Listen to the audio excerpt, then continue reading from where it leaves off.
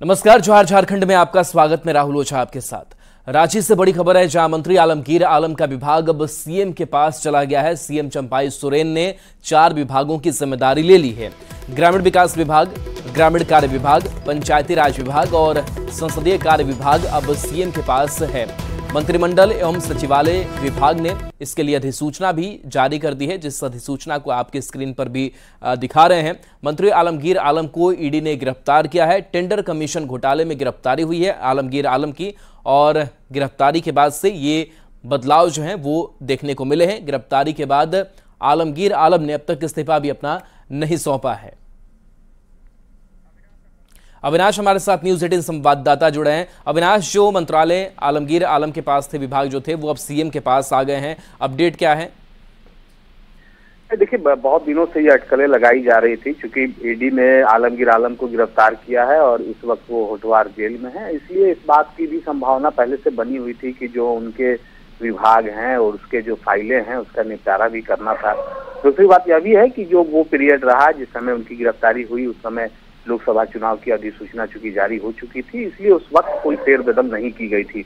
अब जो जानकारी है और जिस तरह से अधिसूचना जारी कर दी गई है, उसके मुताबिक चाहे वो ग्रामीण कार्य विभाग की बात कर लें, पंचायती राज विभाग की बात कर लें, ग्रामीण विकास विभाग की बात कर लें, और इसके साथ साथ जो संसदीय विभाग था वो सभी चंपाई सोरेन के पास आ गया है, जो राज्य के मुख्यमंत्री हैं। अब वो इन सभी विभागों को देखेंगे और हम ये कह सकते हैं कि आलमगीर आलम इस वक्त जो है वो बिना पोर्टफोलियो वाले मंत्री हो गए हैं। दूसरी जो एक जानकारी और है कि कल्पना सोरेन, जो कि गांडे उपचुनाव में जीत उन्होंने दर्ज की है, वो सोमवार को जो विधानसभा के अंदर निर्वाचन होने की जो शपथ होता है उसकी शपथ वो विधानसभा अध्यक्ष रविंद्रनाथ महतो के पास लेंगी। और चूंकि ये जरूरी भी होता है, उपचुनाव का समय हो चुका है, रिजल्ट आ चुके हैं, तो एक अपडेट यह भी है कि वो सोमवार को शपथ ले सकती है। चलिए, शुक्रिया अविनाश इस अपडेट के लिए आपका।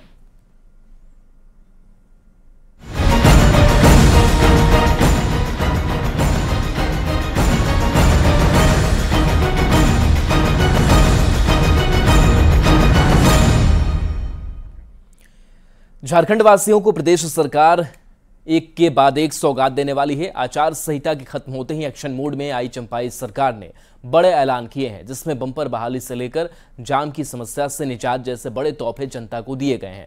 हालांकि सरकार के इस ऐलान ने प्रदेश में जुबानी जंग भी तेज कर दी है। तोहफे की पिटारे से आपके लिए क्या निकला है, इस रिपोर्ट में देखिए।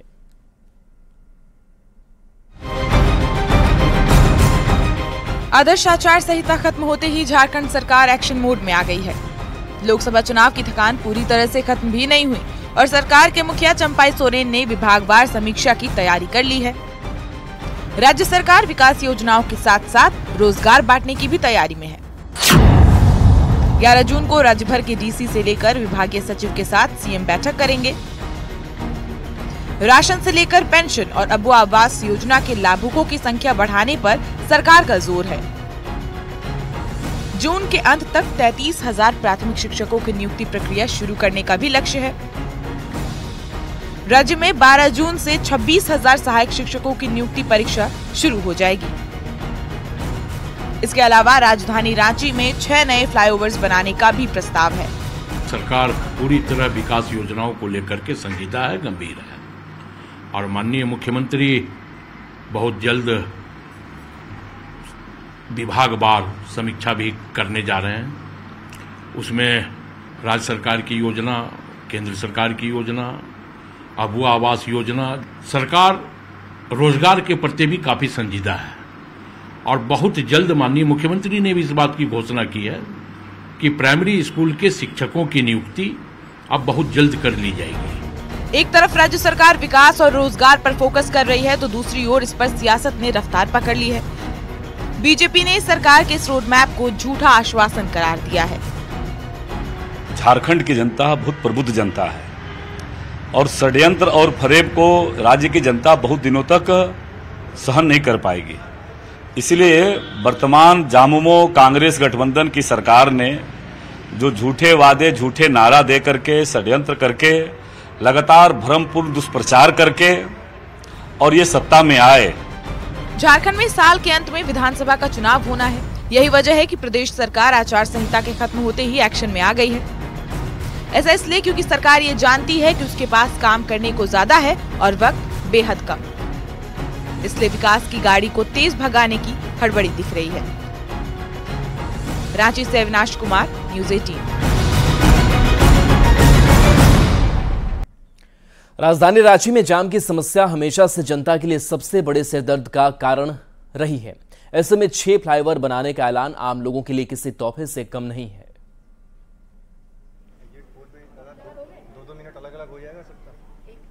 चंपई सोरेन सरकार रेस हो गई है और अब बैठकों का दौर शुरू होगा। झारखंड मंत्रालय में 11 जून को कई महत्वपूर्ण बैठक आहूत की गई है और खुद मुख्यमंत्री चंपई सोरेन उसकी अगुवाई करेंगे। और एक जानकारी जो चंपई सोरेन ने दी है उसमें ये कहा गया है कि रांची को 6 नए फ्लाईओवर दिए जाएंगे और ये फ्लाईओवर अरगोड़ा से लेकर अगर हम आगे अलग अलग हिस्सों की बात कर लें, चाहे वो काटा टोली के इलाके की बात कर लें या बिरसा चौक के इलाके की बात कर लें, ऐसे इलाकों में नए फ्लाईओवर मिलने जा रहे हैं। आपको यह भी बता दें कि इस वक्त राजधानी रांची में 3 फ्लाईओवर पर काम चल रहा है और ये कोशिश की जा रही है कि चुनाव से पहले, मतलब विधानसभा के चुनाव जो होंगे, अभी 4 से 5 महीने का वक्त है, उससे पहले ये जो 3 फ्लाईओवर हैं उसका उद्घाटन हो जाए। न्यूज़ 18 के लिए अविनाश कुमार, रांची। जेएमएम ने प्रधानमंत्री नरेंद्र मोदी के तीसरी बार पीएम की शपथ लेने से पहले निशाना साधा। जेएमएम महासचिव सुप्रियो भट्टाचार्य ने प्रेस कॉन्फ्रेंस कर कहा कि आज तक मोदी जी ने कभी एनडीए का नाम भाषण में नहीं लिया, लेकिन पहली बार 10 साल के बाद एनडीए का नाम लेने को मोदी जी मजबूर हो गए। एक वाक्य में उन्होंने कहा कि हमने किसी से पूछा कि कल किसकी सरकार थी, तो उसने कहा एनडीए की सरकार थी। हमने पूछा कल किसकी सरकार बनेगी, तो बोला एनडीए की बनेगी। और हम लोग पिछले 10 वर्षों से क्या सुनते आए थे? ये मोदी की सरकार है, ये मोदी की गारंटी है। कहां गया वो अहंकार?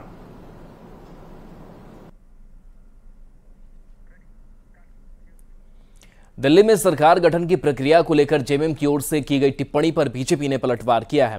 प्रदेश प्रवक्ता प्रतुल शाहदेव ने कहा कि दिल्ली में सरकार गिरने का सपना देखने वाले जेएमएम को राज्य में चंपाई सोरेन सरकार की ओर देखना चाहिए। बता दें कि जेएमएम प्रवक्ता मनोज पांडे ने कहा था कि केंद्र में बनने वाली सरकार ज्यादा दिन तक नहीं चलेगी। इंडी गठबंधन की सरकार बहुत जल्द बनेगी, ये भी मैं बता दूं आपको। 2-4-6 महीने इंतजार कीजिए, अभी देखिए सिर्फ फुटबॉल इन लोगों का। देखिए 2-4-6 महीने में जब भी सरकार गिरने की वो बात कहते हैं तो हमारा दिल धड़कता है कि कहीं वो अपनी सरकार की बात तो नहीं कर रहे हैं, क्योंकि शुरुआत से ही इनके यहाँ सिर्फ फुटबॉल चल रहा है। अभी तो कल्पना सोरेन और चंपई सोरेन के बीच में इनके पार्टी के नेताओं के भी बयान आ रहे हैं, तो सरकार तो अब इनकी खतरे में, इनको देखना चाहिए। 9 जून को नरेंद्र मोदी तीसरी बार पद और गोपनीयता का शपथ लेंगे। इसको लेकर राजमहल के विधायक अनंत कुमार ओझा ने कहा कि शपथ ग्रहण समारोह का साक्षी बनना मेरे लिए सौभाग्य की बात है और 5 साल में देश का एक और विकास स्वर्णिम इतिहास लिखा जाएगा। ये हमारा सौभाग्य है कि देश के यशस्वी प्रधानमंत्री नरेंद्र भाई मोदी जी तीसरी बार देश के प्रधानमंत्री के रूप में शपथ ग्रहण करने जा रहे हैं और उस अवसर का हमारे जैसे कार्यकर्ता साक्षी बन रहे हैं। और खूंटी से बड़ी खबर है, जहां पीएलएफआई के 3 उग्रवादी गिरफ्तार किए गए हैं। उग्रवादियों से नक्सली पर्चा भी बरामद किया गया है। पुलिस ने बाइक और मोबाइल जब्त किया है। लेवी लेने ये तीनों उग्रवादी जा रहे थे। वाहन चेकिंग के दौरान कार्रवाई हुई है। कई वारदातों में ये आरोपी शामिल रहे हैं। तो पीएलएफआई के 3 उग्रवादी की गिरफ्तारी खूंटी से बड़ी खबर बता रहे हैं। बड़ी कार्रवाई हुई है। उग्रवादियों से नक्सली पर्चा भी बरामद किया गया है। बताया जा रहा है कि कई वारदातों में ये आरोपी शामिल रहे हैं।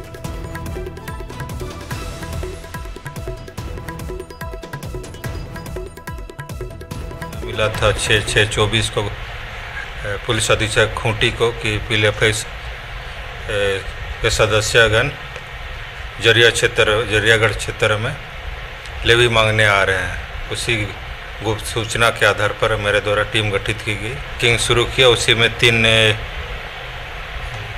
व्यक्ति पीएलएफआई के सदस्य थे जो मोटरसाइकिल में लेवी लेने आ रहे थे, उसी को गिरफ्तार किया गया और उसको पूछताछ करने के क्रम में कुछ पीएलएफआई का पर्चा मिल गया। आपने कभी सुना है कि मरकर कोई जिंदा हो गया हो? ऐसा ही एक अजीब मामला सामने आया है गढ़वा से, जब घरवालों ने अपनी बेटी का दाह संस्कार कर दिया, लेकिन लड़की 15 दिन बाद जिंदा वापस लौट आई। पुलिस को एक महिला का शव चिरैयाटाड़ के जंगल से बरामद हुआ था और दूसरी ओर काजल बानो नाम की लड़की अपने घर से कई दिनों से लापता थी, जिसके बाद काजल के परिजनों ने शव को अपनी बेटी समझकर उसका अंतिम संस्कार कर दिया। लेकिन 15 दिन बाद ही काजल बानो अपने घर लौट आई और उसने बताया कि वो बेंगलुरु में थी। गई थी मेला जा रहे हैं कह के, वो क्या होगा। इसके बाद फिर हम लोग एफआईआर दर्ज करवाए वहाँ थाना में। फिर बॉडी मिला तो फिर हम लोग के खबर मिला, हम लोग को पहचान में आ रही है मगर चेहरा पहचान में नहीं आ रहा था पूरे। तो गोरी गोरी है मेरा लड़की कह के हम अपना पहचानी के कि नहीं गोरा ही लड़की है, और मेरा ही लड़की जैसे लग रही है, चेहरा मैंने पहचान पूरे को पहचान नहीं। बिना बताए चले गए थे ना, तो डेड बॉडी मिला किसी और का, मेरी जैसी थी, इसीलिए उनको लगा जो मैं ही उनकी बेटी हूँ। तो तुम घर से बता कर नहीं गई थी? नहीं गए थे। क्यों? ऐसे। तुमको कैसे पता चला? पुलिस द्वारा पता चला। बोकारो में शिक्षा विभाग ने मैट्रिक परीक्षा में खराब रिजल्ट आने पर स्कूल के टीचर्स की सैलरी रोक दी है। सैलरी रुकने की वजह से टीचर्स परेशान हैं। जिला शिक्षा पदाधिकारी ने बताया कि जिन स्कूल का प्रदर्शन खराब है उनको रिमेडियल क्लास करने का निर्देश दिया गया है। देखिए, शिक्षा विभाग ने शिक्षकों की सैलरी रोक दी है। ये फैसला सामने आया है और समीक्षा बैठक में फैसला लिया गया और 10वीं का रिजल्ट खराब आने पर यह फैसला लिया गया। जिला में 61 विद्यालय को रोक दिया गया, टोटल शिक्षक सभी का। कारण क्या है? रिजल्ट खराब होने के कारण। क्या मानते हैं रिजल्ट खराब होने का कारण? बोल रहे 90% से कम। हम लोगों का 85% रिजल्ट है। शिक्षक को कुछ इंस्ट्रक्शन दिया गया है कि अब से बढ़िया से पढ़ाइए आप लोग, रिजल्ट खराब नहीं हो, टारगेट के अनुसार चले। ऐसे हम लोग सब तरह स्कूल में जो कार्यक्रम को निर्देशित किया जाता है करते भी हैं और कर भी रहे हैं। अब बच्चा है, कोई पढ़ा मन लगा के कोई गया परीक्षा देने भूल गया तो उसको कुछ कम नंबर चलाया। वेतन भी रोक दिया? हाँ, वेतन तो रोका गया है। ऐसे हम प्राइमरी स्कूल टीचर हैं, हमको परिवार दिया गया है तो हम भी अपना दायित्व का निर्वहन कर रहे हैं। तो साल भर टीचर इधर उधर रहते हैं और जो समय मिलता है उसी में शिक्षकों ने अपना बेस्ट दिया है। और चूंकि हाँ ये बात तो है, चूंकि ये समीक्षा बैठक इससे पहले हुई नहीं थी, अभी समीक्षा बैठक हुई है तो इसमें बहुत से बिंदु सामने आए हैं। इन लोगों को जो जिनका वेतन रुका है रिजल्ट का प्रतिशत डाउन होने की वजह से, उन लोगों को रिमेडियल क्लास कराने के लिए बोला गया है। रिमेडियल क्लास करावें और जो कंपार्टमेंटल एग्ज़ाम है उसमें सबों को फॉर्म भराना है। और अगले बार जो भी बच्चे 75% से नीचे जिनकी एब्सेंटीज रहती है, उपस्थिति कम रहती है, उन लोगों को फॉर्म भरने के लिए मना करना है। राजधानी रांची में जल संकट के खिलाफ राष्ट्रीय युवा शक्ति ने आंदोलन की घोषणा कर दी है। रांची के एल्बर्ट एक्का चौक पर शनिवार को राष्ट्रीय युवा शक्ति के कार्यकर्ता सड़क पर प्रदर्शन करेंगे। युवा शक्ति के संयोजक उत्तम यादव ने कहा कि जल संकट के निदान तक सड़क पर आंदोलन जारी रखा जाएगा।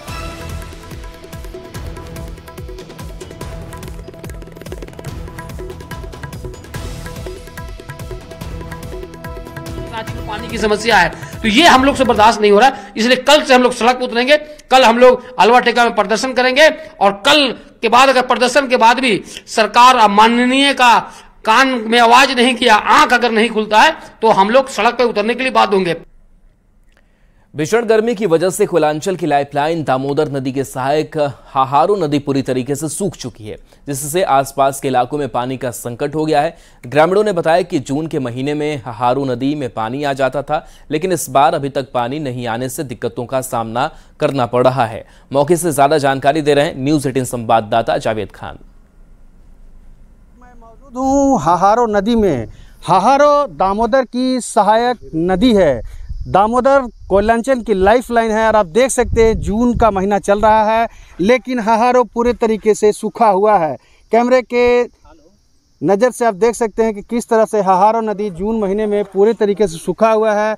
नदी के सूखने के कारण आसपास के जल स्रोत पर भी इसका असर देखा जा रहा है। खास करके कुआं और चापाकल का जल स्रोत सूख गया है। ऐसे में ग्रामीणों को पानी के लिए काफ़ी भटकना पड़ रहा है। ग्रामीणों ने बताया कि हाहारो नदी ही पूरे क्षेत्र के जल स्रोत का एकमात्र साधन है। पूरे सूख गया है और अभी मनुष्य में भी माने आसार आ रहा है, जानवर में भी आसार आ रहा है।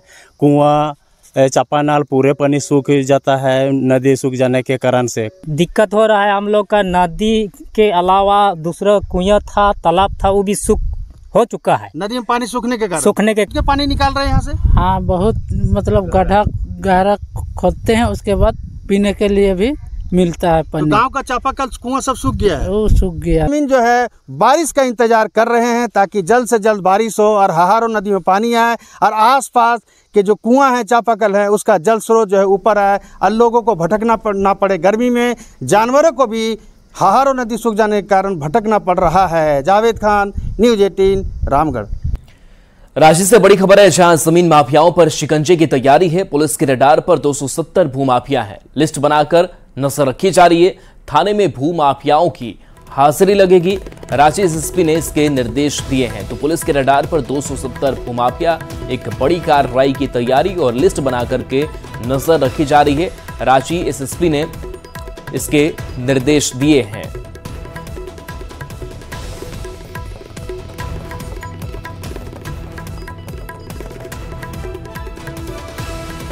तो रांची से खबर, जहां जमीन माफियाओं पर शिकंजा की तैयारी है। पुलिस के रडार पर 270 भूमाफिया हैं और इन भूमाफियाओं की खैर नहीं है। लिस्ट बना करके इन पर नजर रखी जा रही है।